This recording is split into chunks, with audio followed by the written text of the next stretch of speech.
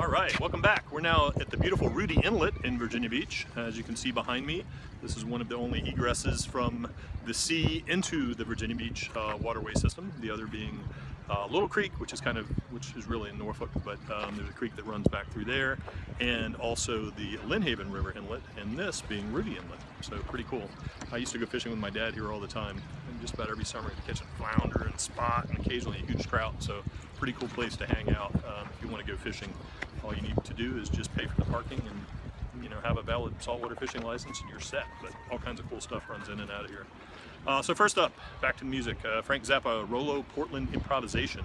Zappa Records celebrates RSD 2017 with an exclusive 10-inch clear reissue featuring the Petite Wazoo, which is a 10-piece band heavy on horn instrumentation that Zappa toured with in late 1972. Side 1 is the song Rollo in its complete form, first released on Little Dots in 2016. Side 2 contains the unreleased track Portland Improvisation, produced by Frank Zappa himself and mastered by Mr. Bernie Grundman. He really gets around. Also, Gerard Way, Into the Cave We Wander. This is 2 new recordings from Gerard Way of My Chemical Romance fame, written to go along with his new DC Comics series. This 12-inch picture disc comes in a clear vinyl sleeve with a 20-page comic featuring art from 4 of Gerard's comics and a 1x17 poster. And I'm not sure if the 1-inch part is a typo or not, but if not, I guess that really is a comic strip, a 17-inch strip. Gil Melle, again, sorry about the pronunciation here, M-E-L-L-E, the Andromeda Strain OST. Ah, what a wonderful, creepy movie. One of the most sought after and expensive soundtracks, no lie, with one of the most elaborate packages in history. Features silver foil hexagonal cover that folds open with a hexagonal shaped record. This was the first all-electronic soundtrack released in the US and has never been reissued here. The packaging recreates the original and was mastered from the original tapes. The original film was personally my favorite Michael Crichton film. Sorry, Jurassic Park, and definitely one of the creepiest sci-fi films of all time. The Goo Goo Dolls, Pickpockets, Petty Thieves, and Tiny Victories, 1987 to 1995. This is a 5 LP box set. Only 1,000 of these pressed. I think we'll probably get one. The first 5 studio albums from Buffalo's Favorite Sons, featuring Goo Goo Dolls. It's cool, you hear the sound of tourists in the background, it's wonderful. Their first album on vinyl for the first time since 1987. You get Jed, which is the first time ever on vinyl, Hold Me Up, which is the first time on vinyl domestically, Superstar Car Wash, which was the first time ever on vinyl, and A Boy Named Goo, which has been on gooey vinyl before. Sorry, I get distracted by the crowds of people walking by looking at me. Anyway, Grateful Dead, PNE Garden Auditorium, Vancouver, British Columbia, Canada, 7/29/66. Again, year of my birth. Hey, I just heard a drone fly over. I love the sea in the summer. 2 LP, PNE Garden Auditorium, Vancouver, BC. Marks the Grateful Dead's debut performance outside of the United States. By the way, that's my favorite city outside of the United States as well. If you get a chance to go to Vancouver, check it out.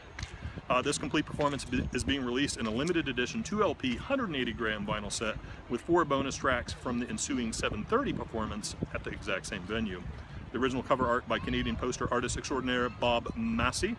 The show was mastered from the original audio recordings by Grammy-winning sound engineer Jeffrey Norman at Mockingbird Mastering. This is the only standalone release for this content, and I might add it's very reasonably priced compared to some of the other Grateful Dead stuff that's come out on Record Store Day before. So I bought a bunch. Greg Graffin, I think we'll have at least 20 of those. Greg Graffin, Cold as the Clay.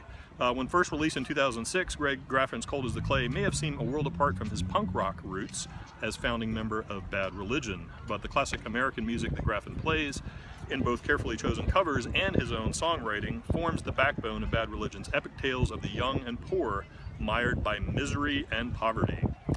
Cold as Clay honors the traditional folk music that Graffin grew up listening to, with original rock compositions that drew inspiration from the folk rock of Mr. Graham Parsons and Mr. Neil Young.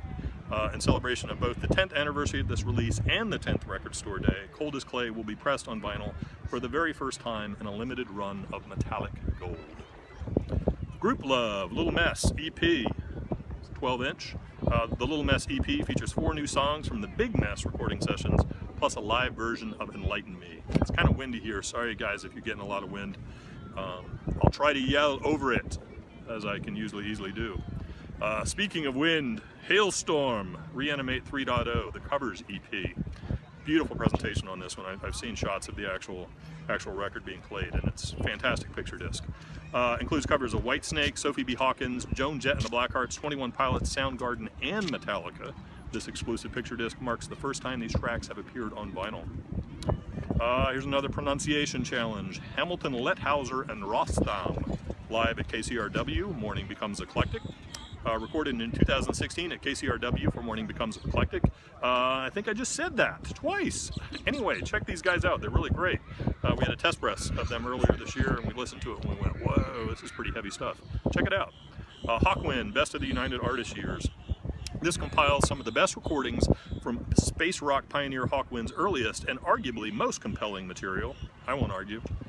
This record also features rare and alternative versions of songs from the band's studio albums of that era, like Silver Machine, The Psychedelic Warlords, and Motorhead, which was penned appropriately enough by bassist Lemmy. This exclusive limited edition pressing is on color vinyl. Head in the Heart, the Stinson Beach Sessions, limited edition exclusive with unreleased demos from the Signs of Light album sessions and 3 previously unreleased songs. I saw these guys and gals live last year at the Norva. Great show. Go check them out if you get a chance. Rivers and Roads. Woo! Hudson Mohawke, Dead Sec, Watch Dog 2 original game soundtrack. Dead Sec is a collection of original music composed by Grammy-nominated DJ and composer Hudson Mohawke for the release of the 2nd edition of the video game series Watch Dogs. Which used to be my last career, was shilling those video games. While written specifically for the game, the music stands on its own and is a must-own for any vinyl-loving Hudson Mohawke fan. Iggy Pop, Post-Pop Depression, live at the Royal Albert Hall. And this is why I switched from video games to music, because I get to talk about Iggy Pop. How cool is that? Individually numbered, 4-sleeve, book-style gatefold release with a 16-page booklet stuffed full of exclusive photos. Iggy performs not only many of his classics, but a bunch of great stuff from his critically acclaimed latest studio release, which is really good. Sold. I'm gonna buy one if you guys don't get them all. Integrity, Humanity is the Devil. Following the release of Systems Overload earlier in the year, Integrity entered into the famed Mars studio on Hallows Eve 1995. Humanity is the Devil was like an oral assault, like no other.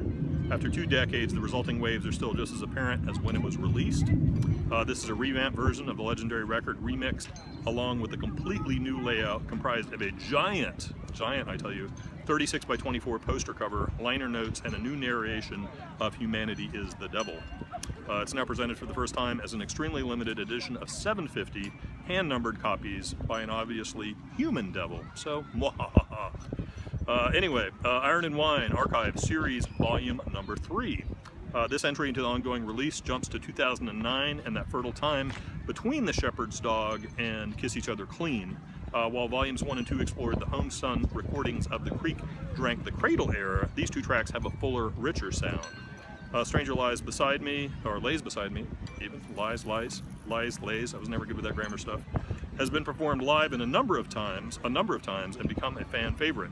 Miss Bottom of the Hill has never been heard in either a live or a recorded format. It's cool if you watch off behind me, you'll see a jet ski going out in some very cold water. I hope they're alright. Next up, Jane's Addiction, Been Caught Stealing, originally released in 1990 in conjunction with the Ritual de lo Habitual album. Been Caught Stealing was a massive hit for Jane's Addiction. This 4-track replicates the original European 12-inch release and contains the album version and a remix of Been Caught Stealing, plus LA Medley, which includes Women by The Doors, Nausea by X, and Lexicon of the Devil by Germs, or Lexicon Devil, which is what's plaguing me right now. This is one of my personal lists of retailer favorites, right up there with Shoplifters of the World Unite and Take Over, which I play at every chance I get.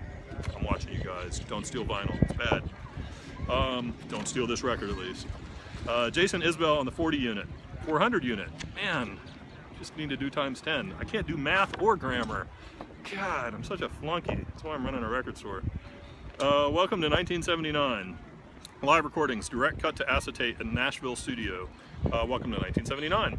12-inch tip-on style, simple sleeve jacket with white dust sleeve. They've also got a shiny new record coming in June, and there's a limited version of that comes with a bonus booklet. We're going to have some of those, so you should call us or text us or do whatever, you know, smoke signals, whatever you want. We'll make sure to set one aside for you.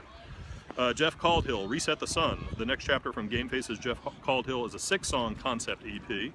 Reset the Sun is an alt-country road record with peaks and valleys and everything in between. Limited to just 500. They're going to be 150 orange-yellow sunburst and 350 black, distributed randomly.